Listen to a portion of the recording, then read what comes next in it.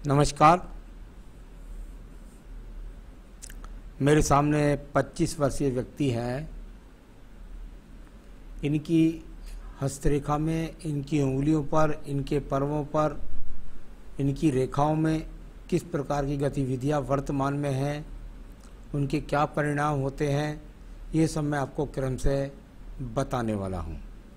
सबसे पहले बात करता हूँ आपकी कनिष्ठा उंगली।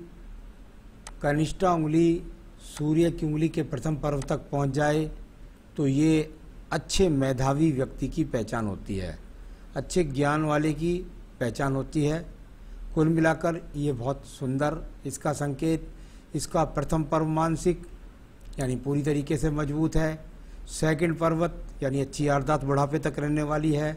सेकंड पर्वत पर कुछ माइनस रेखाएं हैं जो चिंता का विषय, थोड़ा सा मन के अंदर चिंता रहती है, बस इसको ऐसा कह सकते हैं। थर्ड पर्वत पर अभी कोई बहुत मजबूती के साथ में धन की रेखाएं नहीं बनी हैं। अब बात करता हूं सूर्य की उंगली के बारे में। प्रथम पर पूरी तरीके से मजबूत है, कोई बीपी का रोग नहीं, किसी प्रकार का कोई आंखों का रोग नहीं, किसी प्रकार का कोई एक्सीडेंट का, गोलीकांड का, ऐसा कुछ भी नहीं। यहाँ सूर्य पर्व पर इस तरह की माइनस रेखा लग जाना अच्छा संकेत नहीं होता। ये संकेत होता है व्यक्ति के जीवन के अंदर संघर्ष कराना राज्य सरकार से संबंधित कार्यों में। तो यहाँ कुल मिलाकर जो आपका ये सेकंड पर्व है, ये आपको वर्तमान में संघर्ष करा रहा है आपके कार्य क्षेत्र के अंतर्गत। तीसरा पर्व पर भी माइनस रेखाएं हैं, यानी कुल मिलाकर के परिवार का सहयोग जैसा आप करना चाहते हैं ऐसा नहीं कर पा रहे हैं। अब बात करता हूँ शनि की उंगली की। शनि की उंगली के प्रथम पर्व पर एक छोटा सा कट है। हो सकता है कोई पेट का रोग रहता हो, या जैसे आपने एलर्जी का रोग बताया वो आपको परेशान कर रहा है, तो अभी वर्तमान में ये रेखा जब तक हाथ में बनी रहेगी तो वो रोग आपको परेशान करता रहेगा। सेकंड पर्व पर यहाँ पर आर्थिक स्थितियों पर ग्रहण लगाने वाली रेखा है। या तो व्यक्ति के धन के आगमन नहीं बनने देती, अगर हो जाए धन के आगमन तो साथ ही साथ वो धन व्यक्ति का टिक नहीं पाता, उससे व्यक्ति का पूरा खर्च नहीं चलता। और तीसरा, यदि किसी को व्यक्ति धन दे दे तो वहां से व्यक्ति का लौटता नहीं है। तो ये चीजें यहाँ से दिखलाने वाली रेखा। नीचे अभी मैं कह सकता हूँ थोड़ा बहुत माइनर रेखा थर्ड पर्व पर लगी है। कुल मिलाकर परिवार को आप सहयोग नहीं कर पा रहे हैं। अब बात करते हैं यहाँ पर आपकी, और वो है आपके यहाँ प्रथम पर्व, यानी कि ये बृहस्पति की उंगली। जब इस प्रकार से ये उंगली बृहस्पति की प्रथम पर्व हो तो व्यक्ति को बताती है कि भाई कोई कोलेस्ट्रॉल, कोई शुगर, कोई इस तरह का रोग है, तो वो यहाँ पर दिखलाई नहीं देता। सेकंड पर्वत पर कोई बहुत माइनर रेखा है, ऐसा नहीं कह सकते कि इनसे ही कह दे कि भाई कोई प्रेम संबंधों में ज़्यादा तनाव है, ऐसा कुछ भी नहीं है। यहाँ पर अभी संतान सुख सहयोग की रेखा भी दिखाई नहीं पड़ती। अब मैं आपको एक बात बताता हूँ, आपकी तीनों उंगलियों में ये छिद्र है। देखिए इसका फल किस प्रकार से होता है। जब ये प्रथम पर्व यानी आपकी बुध की उंगली और सूर्य की उंगली के बीच में होता है, आदमी को यश मान सम्मान प्राप्त करने के लिए बहुत ज़्यादा संघर्ष करना पड़ता है। एक दूसरा छिद्र जब आपकी सूर्य और शनि की उंगली के बीच में होता है तो इसका मतलब ये होता है कि व्यक्ति को सम्मान के साथ साथ धन पाने के लिए भी बहुत संघर्ष करना पड़ता है। और तीसरा पर्व, ये व्यक्ति के पास धन आने से पहले धन जाने के स्रोत के लिए जाना जाता है। ये वाला छिद्र यानी कि ये धन नहीं रुकने देता, धन नहीं जुड़ने देता, इसका ऐसा फल होता है। तो जो पूजा पाठ है नियमित वो करनी होगी, उससे आपको लाभ मिल जाएगा। आइए बात करता हूँ बुध पर्व के बारे में। यहाँ बुध का पर्व, और यदि आप देखेंगे तो ये आपकी जो रेखा यहाँ इस प्रकार से आपको दिखलाई देगी। मैं आपको बताता हूँ, देखिए किस किस तरह से आपकी इन रेखाओं का क्रम से फल है। सबसे पहले जब इस रेखा की बात करते हैं तो ये रेखा कम से कम विवाह रेखा नहीं है। इसका कारण मैं आपको बताता हूँ। जब जब ये रेखा इतनी लंबी जाकर के और बुध पर्वत से सूर्य पर्व के तरफ पहुँचने का प्रयास करे तो इस रेखा का मतलब होता है कि व्यक्ति अपने जीवन में बहुत ऊंचाइयां प्राप्त करना चाहता है धन के साथ। इसका तो फल इस प्रकार से हो गया। दूसरा, यहाँ पर जब मैं बात करता हूँ आपके बुध पर्व के बारे में, तो बुध पर्व पर ये रेखा निकली, इसमें तो बताया ये फल। यहाँ पर कोई भी रेखा अभी ऐसी नहीं खड़ी है जो आपको आपके जीवन में धन मिले, आपको अच्छे धन की प्राप्ति हो, ऐसी रेखा यहाँ पर कोई भी अभी खड़ी नहीं है, तो इससे कोई डरने की बात नहीं है। एक रेखा जो बुध रेखा निकल करके आपकी इस रेखा पर ऊपर गिर रही थी, ये वाली, तो इसको ऐसा कह सकते हैं कि थोड़ा सा पत्नी के साथ या प्रेम संबंधों में तनाव। आइए बात करते हैं इसके बाद सूर्य के पर्व के बारे में। यश मान सम्मान प्राप्त करने के लिए सूर्य के पर्व को देखा जाता है। सूर्य के पर्व पर यदि मैं देखता हूं तो अभी गतिविधि, ये साइड से जो रेखा निकलकर ये वाली आई है, ये वाली, ये रेखा, ये बहुत खराब रेखा है। इसको कारण बताता हूं इसका क्या है। जब जब इस प्रकार से ये बुध से साइड से रेखा निकल करके आती है तो व्यक्ति का जो कंपटीशन, जो पद प्राप्ति होती है, वो पद बहुत कंपटीशन का होता है, उच्च होता है। उसमें व्यक्ति को काफ़ी एफर्ट्स करना पड़ता है जब जाकर के वो उस पद को प्राप्त करता है। यानी कि राज्य सरकार से नौकरी मिलना बहुत टिपिकल केस यहाँ पर विराजमान है। अब यहाँ पर जो ट्रेंगिस लगते हैं उसको छोड़िए, अभी इसको बताएंगे बाद में।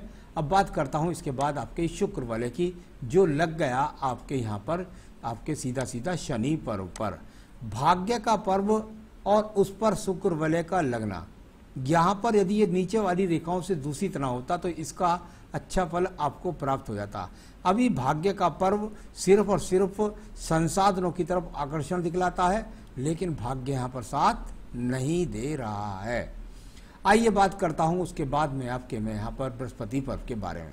बृहस्पति का पर्व, और यहाँ पर हृदय रेखा पहुँच गई है, लेकिन कोई ऐसी रेखा दिखाई नहीं देती जिसके द्वारा मैं कह सकता हूँ कि भगवान की कृपा आप पर हो, या जिसके द्वारा मैं कह सकूँ आपका मकान आप बना पाएंगे या अच्छे संसाधन प्राप्त। अभी यहाँ पर ऐसी कोई रेखा नहीं है, आगे आने वाले समय में बनेगी, क्योंकि 25 वर्ष की आपकी आयु है। देखिए आपकी ये हृदय रेखा है। अब ये देखिए आप हृदय रेखा, और हृदय जाकर सीधा सीधा बृहस्पति पर्व तक पहुँच गई। अच्छी बात है, मध्य बृहस्पति तक पहुँची है। हमारे शास्त्र में कहते हैं यदि किसी व्यक्ति की हृदय रेखा जाकर के जिस पर्वत से शुरू हो तो उस पद की, उस चीज की, व्यक्ति की भूख बहुत ज्यादा होती है। यहाँ बृहस्पति पद पर पहुंचने वाली ये रेखा आपकी बुध पर्वत से चली।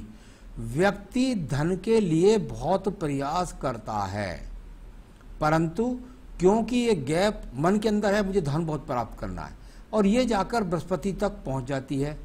जब जब ये रेखा पहुंचती है, धन के लिए व्यक्ति प्रयास करता है, तो निश्चित रूप से उसको कुछ संघर्ष ज़्यादा करना पड़ता है और व्यक्तियों के मुकाबले। ऐसा इसका फल जान सकते हैं। ये ट्रायंगल्स आपको लगता है, ये ट्रायंगल्स नहीं है। कुल मिलाकर एक सूर्य पर्वत से रेखा आकर यहाँ निकली है, जो आपको अधिक परेशान करेगी, स्थान परिवर्तन का सामना कराएगी, इस तरह की रेखा है। आइए बात करता हूँ इसके बाद मेरे निम्न मंगल पर्व की कर लेते हैं बात। ये निम्न मंगल पर्व, और ये यहाँ पर कुल मिलाकर अगर देखता हूँ तो यहाँ पर रेखाएं, कुछ रेखा अंदर की तरफ रह जाती हैं, कुछ रेखाएं काटकर आपकी आयु रेखा को काटकर आगे निकल जाती हैं। जहाँ जहाँ आयु रेखा को काटती है उस समय पर व्यक्ति के जीवन में व्यक्ति को परेशानियों का सामना करना पड़ता है। तो ये एक मंगल रेखा यहाँ भी है, बुद्धि रेखा से निकल रही है, इसे बताऊंगा अभी। तो अभी तो कुल मिलाकर जितना आप प्रयास कर रहे हैं उसमें प्रयास में आपकी कमी है, उसमें अभी आपको प्रयास और करने चाहिए। बुद्धि रेखा को देखिएगा, बिल्कुल एकदम अलग तरीके की बुद्धि रेखा, ऐसे गई, फिर ये डाउन हुई, और फिर इससे एक दूसरी शाखा निकली, और फिर ये जाकर के इस प्रकार से चलती है आगे को। जब जब इस प्रकार से बुद्धि रेखा थोड़ा सा डावाडोल होकर के चलती है तो व्यक्ति के जीवन के अंदर बुद्धि से सही निर्णय व्यक्ति नहीं ले पाता और उसके जीवन के अंदर संघर्ष बनता है। तो इस रेखा को इस प्रकार से बोल सकते हैं, बुद्धि रेखा ठीक है, संघर्ष थोड़ा कराएगी आपको। यहाँ पर बात करता हूं मैं आपकी एक अन्य रेखा के बारे में, ये मंगल पर्वत की रेखा है। हमारे शास्त्र में कहते हैं भाई मंगल पर्वत से किसी रेखा का भाग्य रेखा से अगर संबंध बन जाए तो ये 3-4 बातें हैं, क्या क्या होती हैं। नंबर 1, व्यक्ति रिसर्च में होता है, यानी कुल मिलाकर उसका संबंध रिसर्च के साथ होता है। दूसरी बात, अगर ऐसा नहीं होता तो व्यक्ति, क्योंकि ये मंगल से निकली है, अगर वो कहीं भी थोड़ा सा प्रयास करे अपने जीवन के अंदर, जैसे कहते हैं भाई कि कोई ऐसी चीज़ है जैसे बदरपुर है, रोड है, सीमेंट है, उससे काम करे तो फ़ायदा मिल जाए, या कुल मिलाकर आपके जीवन में पुलिस है, मिलिट्री है, वहाँ के लिए प्रयास करें तो मिल जाए। व्यक्ति को ये रेखा बहुत ज़्यादा तेज क्रोध भी दिलाती है, तो उस क्रोध पर भी आपको नियंत्रण रखना है, और साथ ही साथ जीवन में ट्रेवलिंग भी बहुत कराती है। तो इस तरह की रेखा, इससे एक शाखा निकल कर के जा रही है सूर्य पर्व को, जो आपके जीवन में यहाँ दूर स्थान से आपका संबंध बनाएगी। अब बात करते हैं यहाँ पर मैं आपके चंद्र पर्वत के बारे में। नीचे का चंद्र पर्वत काफ़ी गतिविधि नजर आ रही है, हल्की हल्की रेखाओं की, और अंत में नीचे से एक शाखा निकल करके इसमें जाकर भाग्य रेखा के साथ भी संबंध बनाती है, यानी आपके जीवन में दूर स्थान से जुड़ने का एक संकेत यहाँ पर भी निकल करके आया है, जो आपके जीवन में अभी यात्राओं के रूप में ही मान सकता हूँ मैं सिर्फ इस रेखा को। तो चलिए अब बात होगी इसके बाद व्यापारिक रेखा, बुध रेखा हाथ के अंदर दिखलाई नहीं पड़ती, भाग्य रेखा के बारे में बात करते हैं। ये भाग्य रेखा, और यहाँ शुक्र पर से भी इसको सपोर्ट मिला, यानी परिवार से आपके भाग्य को बदलने के लिए सपोर्ट है, और ये जाकर सीधा रेखा पहुँच गई 35 वर्ष पर, ये रुक गई।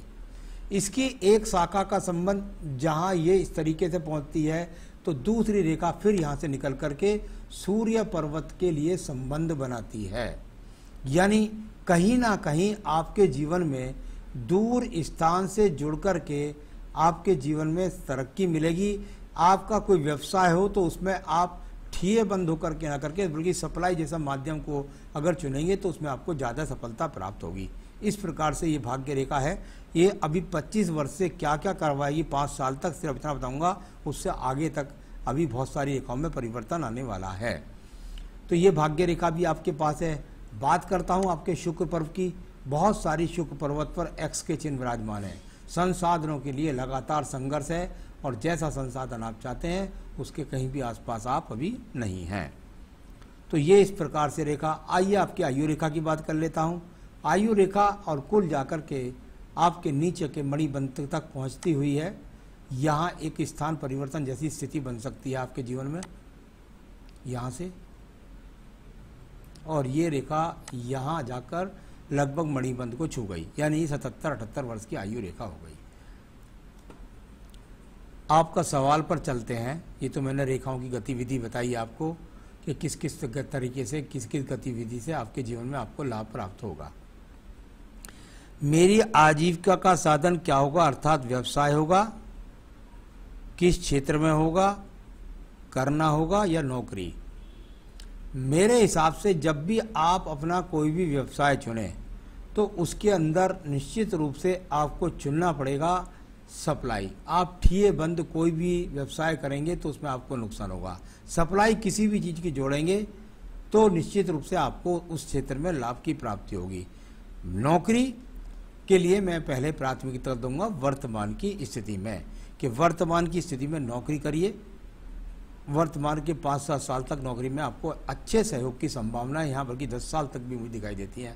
अभी मैं आपको नौकरी के लिए प्राथमिकता दूंगा। दूसरा आपने पूछा है जीवन में सफलता किस वर्ष मिलेगी। कर्म क्षेत्र जन्म स्थान से दूर होगा। निश्चित रूप से मैंने बताया, चाहे व्यापार करें चाहे नौकरी करें, दूर स्थान से जुड़ना ही होगा। दूर स्थानों को सप्लाई करनी होगी या दूर स्थानों से नौकरी मिलेगी। आपके जीवन में ऐसा भी मौका मिल सकता है आपको, अगर मिले तो उसको जरूर बना लीजिए कि अगर आपको विदेश से जुड़ने का योग मिले तो उसको आप कैसे जरूर कर लीजिएगा। ऐसी रेखाएं भी हाथ में यहाँ मैंने आपको ये अंडर खींच दी हैं, तो ये मौका भी मिलेगा आपको, उसको बना लीजिएगा।